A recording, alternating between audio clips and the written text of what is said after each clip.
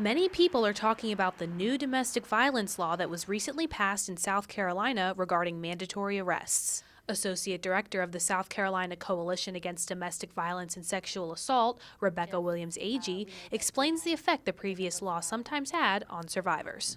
Not being able to determine at the time who the primary aggressor was, that being difficult.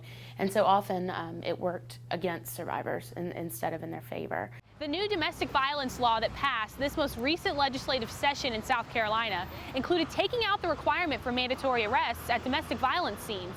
However, people need to remember appropriate assessment of the situation and determining probable cause by proper gathering of evidence is still part of an officer's duty. Steve Gamble, detective with the Lexington County Sheriff's Office, gives his take on the new domestic violence law. Things are going to stay the same at the Lexington County Sheriff's Department. We still are going to look at it as a mandatory arrest.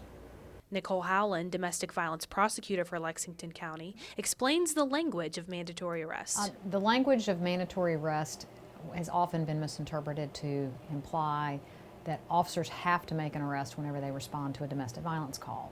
The mandatory arrest language never gave officers any expanded constitutional authority. All it did was tell them to do the job they already had the authority to do. According to the Violence Policy Center, South Carolina is first in the nation for the number of women killed by men. The Violence Policy Center, they're 2 years behind in their data. So we won't even know if the new legislation that was passed truly is effective on our domestic homicide suicide rate. We won't know for 5 or 6 years, maybe longer. As far as the removal of the mandatory arrest language, I don't know how it's going to impact others, but it doesn't have to have any impact at all. Audrey Howitt, Carolina News.